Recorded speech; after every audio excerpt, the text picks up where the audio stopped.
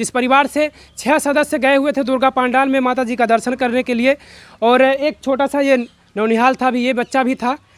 इस वक्त हम मौजूद हैं भदोही जनपद के औराई थाना के नरथुआ गांव में। बीते दिन की घटना है, बीते दिन की रात की घटना है।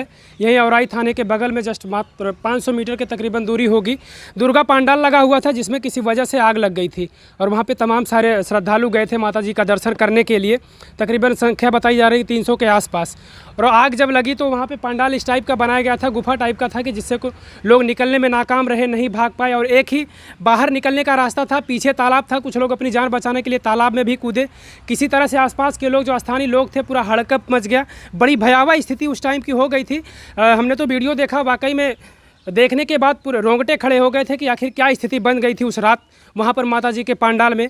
लोग कहते हैं कि माता जी हैं जो सबकी रक्षा करती हैं। आखिर मन में कभी कभी ये सवाल भी आता है कि आखिर जो माता हैं जो सबकी रक्षा करती हैं, लोग वहाँ पर अपनी मनोकामनाओं के लिए, कुछ मांगने के लिए माता जी के दरबार में गए हुए थे।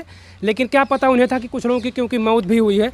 आज का जो आंकड़ा है 6 लोगों की मौतें हुई हैं। उनको नहीं पता था कि मैं माता जी से कुछ मांगने आया हूँ और मुझे मौत मिलेगी, वो उनको नहीं पता था। तमाम ऐसे लोग हैं जो BHU से लेकर भदोही तमाम ऐसे अस्पतालों में भर्ती हैं, अपने ट्रीटमेंट, उनका इलाज चल रहा है। मैं एक ऐसे परिवार के पास मौजूद हूँ जिस परिवार से 6 सदस्य गए हुए थे दुर्गा पंडाल में माता जी का दर्शन करने के लिए।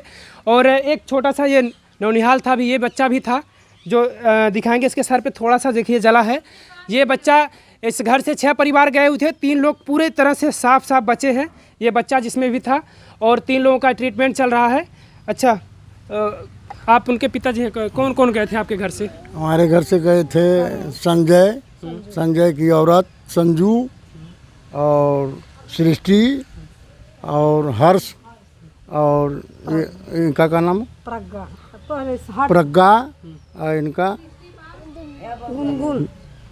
कुल मिलाकर आपके परिवार से 6 लोग गए थे। 6 लोग गए थे। अच्छा, कितने लोग सही हैं? 3 लोग तो सही हैं एकदम, केवल 3 गड़बड़ है। अच्छा, कहाँ पे वो एडमिट हैं? एडमिट में हैं जो ट्रामा सेंटर औराई।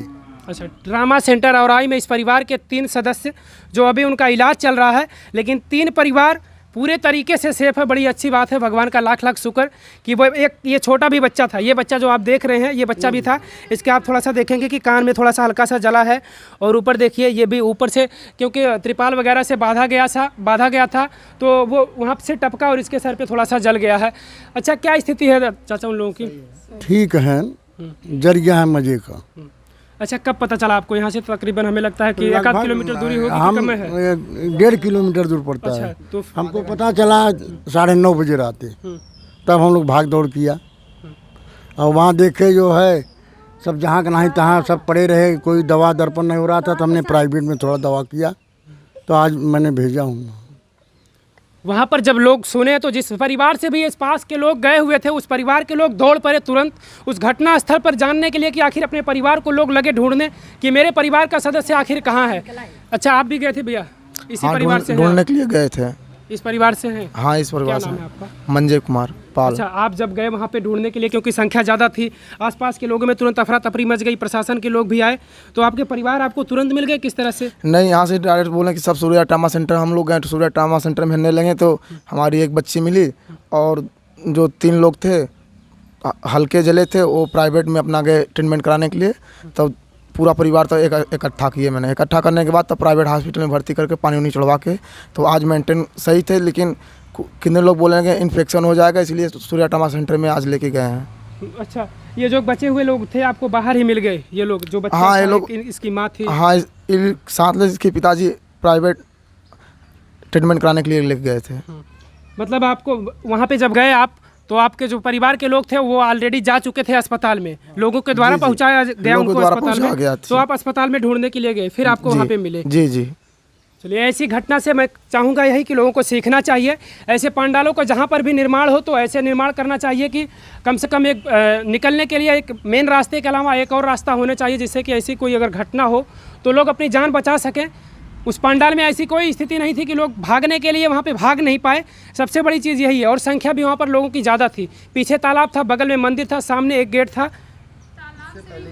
हाँ, एक और सबसे बड़ी चीज़ ये है कि मुझे पता चल रहा है यहाँ के लोगों के द्वारा, यहाँ के स्थानीय लोगों के द्वारा, कि उसी पंडाल में कुछ साल पहले एक बार और इसी टाइप की घटना हुई थी, लेकिन शायद इतनी बड़ी घटना नहीं थी, लेकिन मैं यही चाहूँगा कि उस घटना से सीखना चाहिए। अच्छा चाचा, ऐसी घटना कभी फिर हुई थी नहीं, इसके पहले हुई थी।